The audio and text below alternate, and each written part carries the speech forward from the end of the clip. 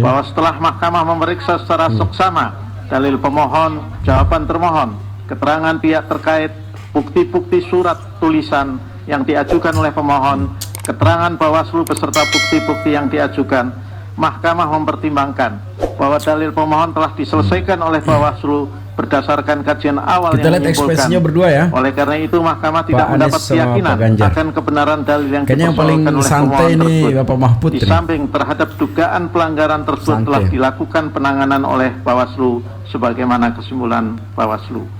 Dengan ini MK memutuskan bahwa gugatan pemohon 01 dan gugatan pemohon 03 ditolak.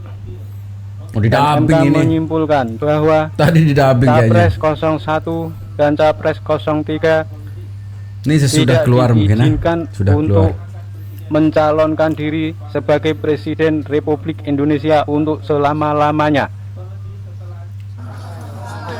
Ya. Tadi video sebelum itu kayak didubbing itu ya. Bukan begitu sih suaranya tuh. Jadi gini, kawan-kawan. Kami nanti akan Ya. sampaikan respon kita atas putusan yang tadi dibacakan sore ini. Jadi biar penjelasan lebih jauh sekarang dari Pak Ari Yusuf, Ketua Tim Hukum, sementara kami harus jalan duluan, ya. Mau kemana Pak rencananya Pak? Udah, kita akan siapin statement. Oke, statementnya akan disampaikan di mana Pak? Nah ini suasana sidang begitu pas sidang keluar. Nanti kita Assalamualaikum warahmatullahi wabarakatuh. Gimana kabarnya semuanya semua? Semoga dalam keadaan sehat walafiat ya. Sudah semuanya semua yang sekarang punya usaha sudah menemukan solusinya, dan yang masih jomblo sudah semuanya semua sudah menemukan pasangannya. Jadi ini semakin seru ya, walaupun memang keputusan MK sudah ditetapkan kemarin itu ya. Tapi video-video yang berseduhan di sana ini masih suasana masih seru ya. Jadi ada juga yang melihat bagaimana ekspresi dari masing-masing calon, bagaimana pemohon kita sebut, dan bagaimana juga ekspresi dari masing-masing pendukung-pendukung yang menang lah kita sebut ya. Jadi tapi kembali saya ingatkan teman-teman, untuk teman-teman yang baru menemukan channel ini, jangan lupa juga di subscribe, di like, di komen, atau di like dulu ya, atau tinggalin jejak di kolom komentar. Siapa tahu, dan saya berharap juga channel akan berkembang ya. Jadi itu sudah dibuka tadi dengan video yang awal. Sebenarnya kita lanjutkan video berikutnya tentang masih dalam suasana sidang MK. Tapi kayaknya ini masih, karena ini masih seru ya. Jadi gimana video selengkapnya teman-teman? Yuk kita saksikan bersama-sama. Ini dia videonya. Videoin gua dong. Ini Bang Hotman ya. Oke. Sejak awal pemeriksaan saksi dan bukti, saya curiga kepada dua hakim. Saya selalu bisik-bisik. Kenapa itu orang kalau ada bukti yang kira-kira menguntungkan 01, 03 langsung dicecar. Kalau itu merugikan 02. Saya dari awal sudah mengatakan pasti nanti ini akan disenting, yaitu Prof. Eni Purbaningsi dan Saldi Isra. Dari awal persidangan saya sudah mengatakan pasti disenting. Nggak apa-apa, ini tanggung jawab saya pribadi. Ya, kita kenapa? Siapa yang nyolek gue? Jadi ada 3 disenting, 2 diantaranya adalah Saldi Isra sama Eni Purbaningsi. Yang dari awal saya udah curiga dia bakal disenting atau tidak akan ada niat untuk memenangkan 02 ya. Yang aneh lagi pendapatnya Profesor Eni adalah dia mengatakan dia tidak melihat bansos itu di APBN. Ini benar-benar aneh banget itu orang. Iya benar loh, dia bilang begitu tadi. Dia tidak melihat ada bansos di APBN, ya kan? Yang kedua, Saldi Isra mengatakan bahwa memang bansos itu ada, tapi dia bilang sangat masif menjelang pemilu. Yang paling aneh lagi, makanya saya dari kemarin itu saya sorot terus kepada Saldi Isra, Sirekap. Dulu saya dibentak sama dia gara-gara saya ngotot soal Sirekap. Karena Sirekap itu kan sudah tidak dipakai, yang dipakai adalah perhitungan manual. Ternyata dia tidak disenting. Setuju dia sama pendapat gua itu. Ya, jadi padahal kemarin gua dibentak, hampir diusir saya dari sidang. Ya, jadi sekali lagi 2 dari hak yang disenting itu saya curiga dari awal. Ya, curiga dari awal. Sangat-sangat serius saya. Saya udah asal dia bertanya selalu yang mengarah merugikan 02. Apalagi mau ngomong apa lagi ya? Hah? Ya oke. Pak Kaligis silakan. Memang bawaan Bang Hotman memang begitu ya, ceplas-ceplos dalam menyampaikan sesuatu. Tapi kalau kita lihat dari ekspresi wajah, memang beliau itu kayaknya orangnya seru gitu kan. Banyak hal juga yang pernah Bang Hotman lakukan untuk membantu dalam penanganan hukum banyak ya. Jadi itu Bang Hotman ya. Kita lanjutin. Ini sekarang kita ke pengacara saja ya. Kita lanjutin ke video berikutnya. Ini palu emas pengacara yang dari harus diputuskan pasangan tidak nomor terjadi urut seperti yang amikus 1 kurie ya, Pak Anies. Mbak Megawati harapkan. Yang terjadi adalah palu godam.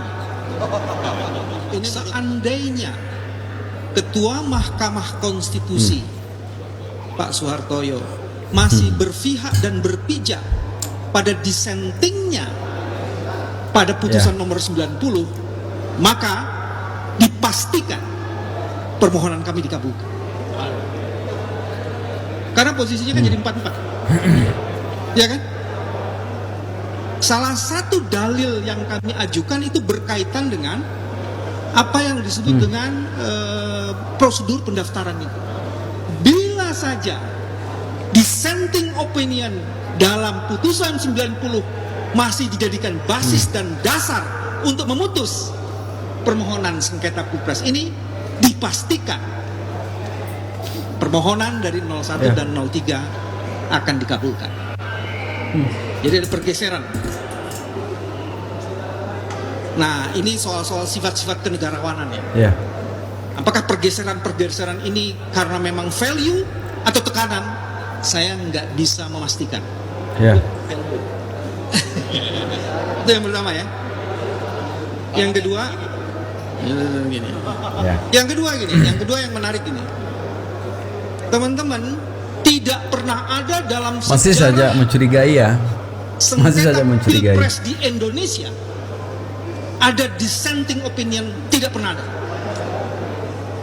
2004, 2009, 2014, never. Ini langsung 3. Jadi hari ini ada 3 hakim konstitusi. Karena tidak ada juga dalam sejarah yang suaranya sedikit tuh hakim konstitusi ngotot ini ngajuin ke sedang MK. menulis peradaban demokrasi di Indonesia. Dia sedang menulis sejarah demokrasi di Indonesia ini. Sehingga kepadanya harus diapresiasi. Salam takzim dari kami. Mahkamah Konstitusi marwahnya dijaga melalui proses dissenting opinion ini. Kalau menurut Profesor Arif tadi, nyala obor demokrasi dihidupkan untuk menutupi noktah dalam kanvas hitam demokrasi. Itu pernyataannya itu ya. Jadi poin yang kedua itu ya teman-teman, yang paling menarik adalah itu. Terus yang ketiga, dissenting opinion itu menyatakan perlu dilakukan pemilihan ulang suara, pemilihan suara ulang, pemungutan suara ulang. Bukan 6, ada 8. Saya sebut ya supaya nggak lupa ya. Sumatera Utara, Jakarta, Jawa Barat, Jawa Tengah, Jawa Timur, Bali, Kalimantan Barat, dan Sulawesi Selatan. Dan kalau itu dilakukan, insya Allah kemenangan itu tak akan lari dari genggaman tangan ini. Dan yang paling menarik, kenapa perlu dilakukan pemungutan suara ulang? Dalil kami, dalil kami mengenai bantuan sosial itu terbukti telah dimanipulasi. Dan dalil kami mengenai adanya mobilisasi penyelenggara dan aparat negara sehingga kemudian independensi mereka tercederai, itu juga terbukti menurut Profesor Saldi dan Profesor Emi. Yang dahsyat Profesor Arif, semua dalil kami terpenuhi menurut Profesor Arif. Semuanya terpenuhi. Dahsyat. Nah ini yang menarik. Yang keempat adalah tadi sudah dijelaskan, cuma saya mau tekanin lagi. Alhamdulillah seluruh argumen yang dibangun oleh 02 pihak terkait, terutama yang berkaitan dengan eksepsi, ditolak semuanya. Dan teman-teman bisa melihat seluruh pertarungan gagasan yang dirumuskan dalam putusan itu berkaitan dengan dalil kami, tidak ada dengan dalil mereka. Jadi artinya dalil-dalil yang diajukan kami memang perlu dibahas satu persatu. Yang kelima, ternyata ada cukup banyak catatan di mana Mahkamah Konstitusi tidak masuk dalam perdebatan yang mereka membuat catatan. Disebutkan bahwa Bawaslu tidak bisa menjalankan fungsinya secara optimal karena undang-undang tidak mengatur secara detail. Harusnya dalam posisi itu, karena terjadi pelanggaran konstitusional, mahkamah masuk mestinya untuk take over proses itu dan mengadili sendiri. Tapi mahkamah belum cukup berani untuk mengambil perkara-perkara atau masalah-masalah yang belum cukup diatur. Tapi sebenarnya sih iya juga sih ya. Tapi permasalahannya sih kembali lagi mungkin ya, dasarnya kan memang harus dicek dulu ini. Tadi disebutkan beberapa daerah mungkin, tapi pada kenyataannya ini yang mencederai sebenarnya perasaan masyarakat ketika memang kita memilih itu berdasarkan bansos itu sangat mencederai perasaan dari masing-masing masyarakat. Karena kenyataannya banyak hal juga orang-orang bahkan mungkin bisa disebut hampir keseluruhan bahwa orang-orang memilih, masyarakat memilih 02 itu bukan karena bansos. Ya, tapi karena memang berdasarkan hati nurani. Ya, tapi memang kalau kita ngacu ke salah benarnya mungkin ya salahnya memang di bansos itu diberikan pada saat suasana itu. Tapi kan itu bukan, tapi yang jadi masalah kan bukan hanya pemberian bansos itu kan, bukan hanya yang dilakukan oleh 02 juga. Banyak juga tuh yang sudah melakukan 01, 03 juga melakukan hal itu gitu. Ya. Tapi ini betul-betul mencederai perasaan kita semua, sebagai saya pribadi, mungkin teman-teman juga di sana yang dinyatakan bahwa kita memilih pasangan nomor 2 itu karena bansos. Ini betul-betul melukai hati kami sebagai masyarakat pemilih 02 yang betul-betul memilih karena didasarkan oleh hati nurani. Ya. Kita lanjut ke video berikutnya. Ini pernyataan Pak Amin sama Pak Anies ya. Perpindahan kewenangan yang berjalan dengan damai dari presiden petahana yang segera akan berakhir masa jabatannya pada presiden terpilih, dengan segala catatan tentang problematiknya proses Pilpres 2024 kali ini. Kami berkomitmen untuk menjaga prinsip peaceful transition of power itu, dan kami memilih untuk menjadi bagian yang terus menjaga, terus membangun mutu demokrasi di Indonesia. Oleh karena itu, pada hari ini kami menyatakan bahwa bagi kami proses Pilpres 2024 telah terlewati seluruh fasenya. Kami sampaikan kepada Pak Prabowo dan Pak Gibran, selamat menjalankan amanat konstitusi, selamat bekerja menunaikan harapan rakyat yang kini diembankan di atas pundak bapak-bapak berdua.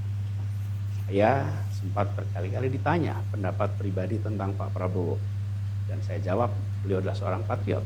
Hari ini saya terus mempercayai sebagai seorang patriot.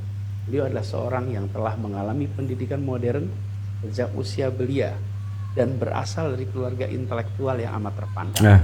Kita sangat terkejut dengan putusan MK kali ini. Amin ya. Walaupun demikian, kita juga punya apresiasi dan kebanggaan kepada 3 hakim konstitusi, yaitu Pak Saldi Isra, Bu Eni, dan Pak Arief Hidayat, yang dissenting opinion, dan ini menunjukkan bahwa permohonan dari Paslon 01 Tim Hukum Nasional Amin ini dipenuhi. Jadi seandainya saja kalau kita lihat, pendapat saya, kalau Ketua Hakim Konstitusi pada waktu keputusan 90 beliau adalah yang menolak di bawah 40 tahun ya untuk menjadi cawapres. Tetapi rupanya hari ini berubah haluan, kita tidak tahu. Dan ini yang membuat akhirnya menjadi 5-3. Tapi sekali lagi saya apresiasi kepada 3 hakim konstitusi tersebut yang telah memberikan pemohonan kita diterima oleh beliau bertiga. Saya yakin masyarakat bisa menilai apa keputusan tersebut. Mudah-mudahan ini bisa menjadi bekal kita nantinya agar berikutnya mungkin calon-calon kita berikutnya bisa memahami situasi ini, sehingga negara Indonesia kami tetap berharap bisa menjadi negara demokrasi yang adil. Ya. Gitu ya, semua punya harapan yang sama lah. kedepannya untuk negara yang kita cintai ini ya. Tapi sebenarnya sih dari awal sebenarnya kalau memang bermasalah ya harus dipermasalahkan dari awal gitu sebenarnya. Kalau memang kita tidak terima dari awal saja gitu ya. Karena kenapa sih harus ditolak begitu? Memang sudah dinyatakan siapa pemenangnya, siapa yang kalah dan sebagainya. Itulah demokrasi, itulah Indonesia. Saya berharap sih ke depannya apapun yang terjadi sekarang, bagaimanapun situasi sekarang, ini adalah sebagai nuansa demokrasi di Indonesia yang nantinya juga akan kembali ke situasi semula bahwa negara Indonesia ini sebagai negara yang rukun, aman dan damai ya. Kita lanjutin video berikutnya. Apa ini? Ya terekam jejaknya, kemana lagi ya Anies setelah kalah pilpres? Siapa sih Mas Anies Baswedan? Mas Anies itu ikut konvensi Partai Demokrat tahun 2013. Di saat Demokrat masih jaya-jayanya. Di saat Demokrat terpuruk di pemilu 2014, beliau pindah dari konvensi Partai Demokrat ikut tim pemenangan Pak Jokowi dan Pak JK. Pak Jokowi menang di Pilpres 2014, diangkat jadi Menteri Pendidikan. Lalu setahun kalau tidak salah dipecat oleh Pak Jokowi, kena reshuffle, nganggur. Lalu setelah itu didukung dan diusung oleh Pak Prabowo dan Partai Gerindra, didukung dan dimodali oleh kami. Ya, lalu terpilihlah menjadi Gubernur DKI, menikmati kursi empuk Gubernur DKI. Nah, tanpa pamit pun ya Mas Anies tiba-tiba deklarasi bersama Nasdem. Nah, saya nggak tahu kalau mungkin kalah Pilpres 2024 nanti Mas Anies kemana lagi? Kita menyiapkan bahan yang ini ya. kuasa hukumnya. Semua majelis hakim tadi mengakui bahwa peristiwa itu ada, tapi mereka kurang berani saja menyatakan bahwa itu salah gitu kan. Andai Pak Ketuanya konsisten tadi seperti kata Pak Bambang, kita menang. Tapi artinya bahan-bahan itu sudah lengkap dan iya, itu ya di pernyataannya dari kuasa hukum ya. Sekarang kita ke kuasa hukum. Pernyataan dari Pak Ganjar ya. Ini dari pernyataan dari Pak Ganjar. Nurani hakim punya ruang sendiri untuk bisa mengekspresikan dalam bentuk putusan. Dan saya kira ini adalah proses panjang yang harus kita hormati. Saya dan Pak Mahfud tinggal hari ini saja. Akhir dari sebuah perjalanan. Maka apapun keputusannya kami sepakat dari awal untuk menerima, maka kami terima. Dan tentu kami mengucapkan selamat bekerja untuk pemenang, selamat bekerja untuk pemenang, selamat bekerja untuk pemenang, dan mudah-mudahan PR bangsa ke depan bisa segera diselesaikan. itu tidak kalah dengan 03. Justru kami menang. Semua dalil yang mereka ajukan itu ditolak, yang mengatakan bahwa Mahkamah Konstitusi hanya 02, Mahkamah hitung-hitungan, 02 ya. Mahkamah hitung-hitungan dengan 6 ahlinya.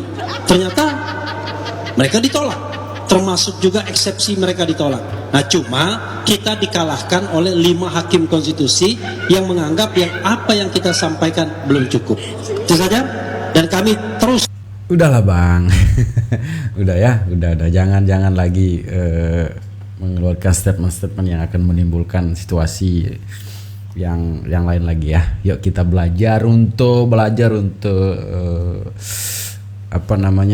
menerima ya, belajar untuk menerima, belajar untuk membesarkan hati ya, bahwa inilah pesta demokrasi. Apapun yang menjadi permasalahan, entah itu dendam, entah itu apa, mungkin ya anggaplah itu sebagai perjalanan hidup yang harus kita jalani ya. Jadi di akhir video selalu saya berpesan juga sebentar untuk jaga persatuan, jaga stabilitas persaudaraan kita. Jangan sampai Indonesia yang begitu indah ini rusak dengan tingkah laku konyol kita ya. Jadi sekian video sebentar, semoga bisa menghibur. Assalamualaikum warahmatullahi wabarakatuh.